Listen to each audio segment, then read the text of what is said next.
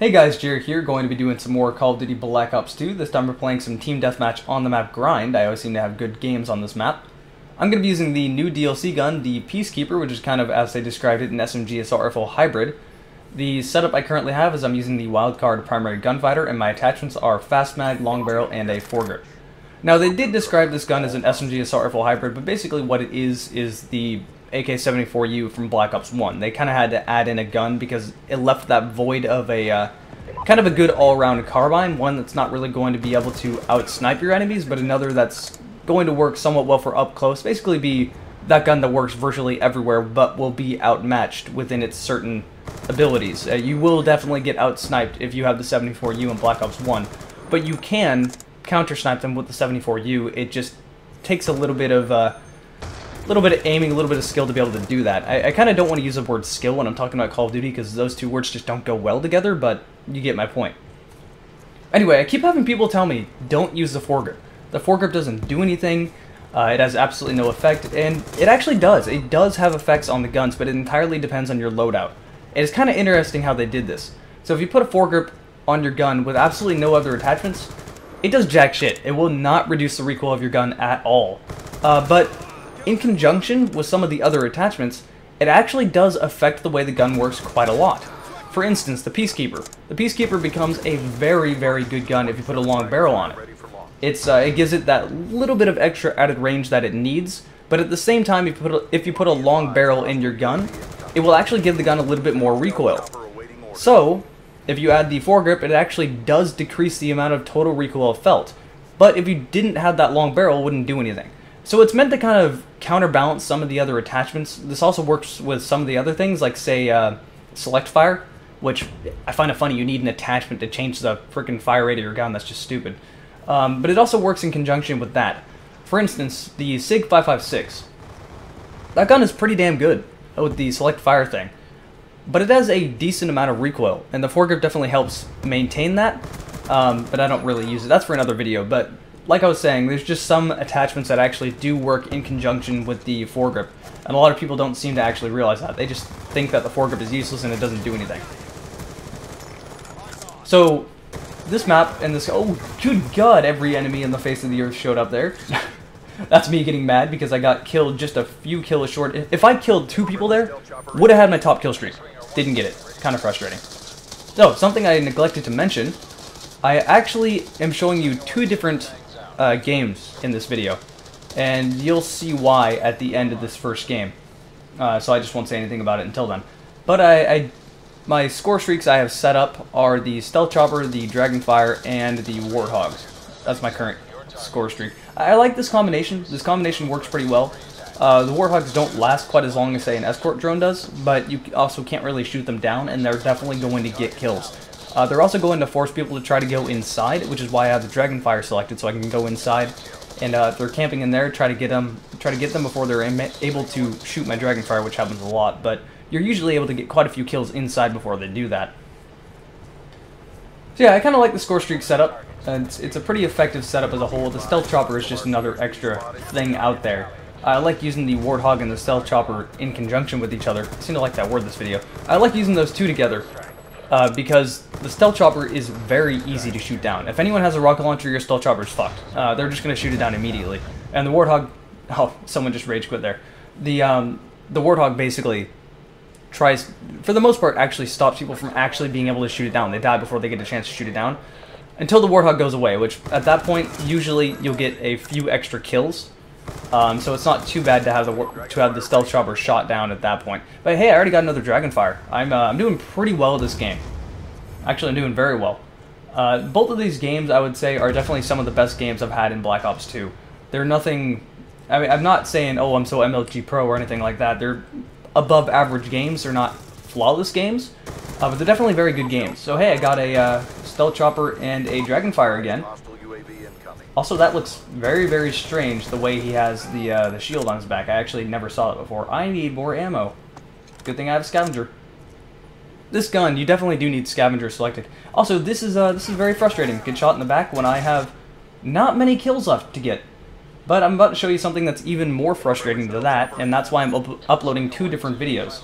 I would usually just upload the best of these 2 games, but that wasn't really an option here because you'll see very, very soon. And that was a stealth chopper kill. So I'm throwing out all my kill streaks, I'm doing very well, and oh, connection interrupted.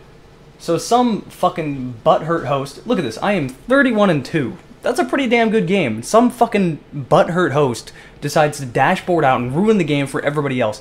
If you do this, fucking shove your balls up your own ass and clench yourself castrated. Go fuck yourself. I hate it when people do this. It happens to me all of the time. And that's why I'm showing you 2 different games, both of which ended up being very good. Something I also want to point out, my team had 61 kills and we're in the lead. That's 14 more kills I could have gotten, and I was at 31-2. I could have gotten potentially over 40 kills in that game. That would have been a very, very good game. And I would have liked to see how well I can do, but I didn't get that choice because some butthurt fucktard decided to quit out of the match. And that's beyond frustrating when that happens. So yeah, here I am again, playing another game on Grind, because this map gets voted fairly often, and I completely understand why. It's a pretty good game, pretty good map. I actually do really like this map, and I seem to have very good games on this map no matter what's happening. But I changed my loadout just a little bit, and already migrating hosts, people get butthurt all the time. And hey, I got chosen to be the host, so nobody can fucking leave and screw my game over, thank God. Again, fuck you if you do that, but sorry. Now, if you're asking what causes this to happen, when suddenly you lose connection, what causes this to happen is if the person that is selected to be the host in the lobby either turns their 360 off or they dashboard out. If they exit the game, this won't happen. The only thing that happens when they exit the game is just that it has host migration and the game continues on after it selects a new host. So basically, this is intentionally rage quitting to fuck everyone else over. There's no other way they could do this without being completely intentional about doing it. They're like, well fine, I can't have a good game, then fuck you, and they just rage quit and just turn the 360 off completely intentionally knowing they're a host, and it happens a lot. Very, very frustrating thing to happen. But yeah, I changed my loadout just a little bit. I still have a foregrip, still have a long barrel, but I decided to put a laser on this gun, because I find myself dying at close range a decent amount of the time, when I can't really... This gun doesn't seem to be... I mean, it's okay at hip firing, it's decent, it's not horrible, but the laser definitely does help a lot. So I'd rather have a laser on there than the dual mags. This gun, really the only 2 things that are a must on this gun are the long barrel and a foregrip. If you want to run primary gunfighter, that third option entirely depends on your playstyle. You can choose a long mag, you can choose an extended mag or fast mags. Completely, those are probably the most 2 useful, along with the laser, but again, this entirely depends on what you want to do. I know some people that need to have a reflex sight on it, or some sort of red dot or some sort of optic. They don't like the iron sights. That's kind of a person-to-person thing. I personally myself think they're fine.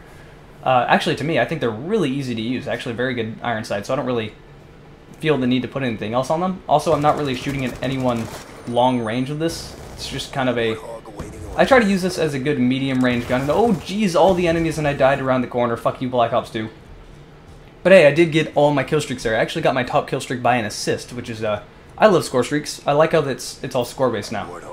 So yeah, Warthog. Throwing the Warthog out, that crazy elephant fart-sounding kill streak. Throwing out my Dragonfire, and you can kind of see what I'm talking about here, and you can also see how ridiculously OP the Warthog is, but it doesn't last very long. So, try to take advantage of 2 kill streaks outside, and I go inside.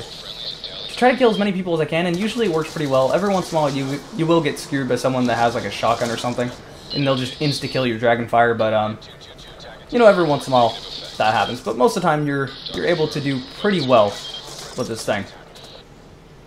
Something else I can also say...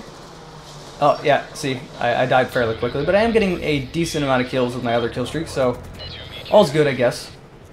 What was I going to say now? Entirely forgot. Oh, right, so the aiming sensitivity in this game. I turned my aiming sensitivity down to 4. If you might have noticed in previous games, I had it on 5, and I was very twitchy. Ridiculously twitchy, to the point of completely missing my target a lot of the time. My aim just flat out being, you know, pretty horrible. But turn it down to 4, and it's a little bit too slow than what I would like. Like, I can't just, like, twitch and kill someone that's, like, 180 behind me. But, hey, I'd rather be able to actually get that sniper before I die and have much more precise aiming. So, and if you're wondering, I am playing this on console. The reason I am playing this on console, most of you guys know I'm a pretty big... I don't want to use the words PC elitist, because I don't understand. Half the time when people call me a PC elitist, it's just like console fanboys yelling at me saying, you prefer PC, you're a PC elitist. Or perhaps I just have both console and PC, and I have a superior platform. I mean, it's not really like it's not fact that the PC is better. That's just kind of a thing. PC will always be better. If you deny this, you don't know what you're talking about. That's just how it works. But I am playing this on console nonetheless. And the reason I am is because the ports to PC that happen in Call of Duty are usually kind of bad. Usually there's a decent amount of lag. Usually the modding tools aren't very good. I don't know, usually it just doesn't run very well on PC. And on top of that, I like this and I dislike this. Crouch and prone are two entirely different buttons. This is the advantage of having a keyboard instead of a controller, which is why keyboard and mouse is better. But this also becomes a bit of a problem when you're playing Call of Duty, because then everybody just runs around and fucking drop shots everywhere, which is just plain stupid as shit. Thankfully, the dolphin diving tries to stop people from drop shotting, but oh well. Anyway, so here's the very end of the game. I wasn't the person to get the last kill. Got close to getting the last kill. You see my dragonfire raining bits down above this guy because that was the end of the match, so everything for some reason explodes. I went 32-2. So this was better than the last game I had, but at the same time, I could have had a decent amount of time to actually improve on the score of the last game. So, oh, and here's all the medals I got. So, in conclusion, if you rage quit out and you're hosting, go fuck yourself.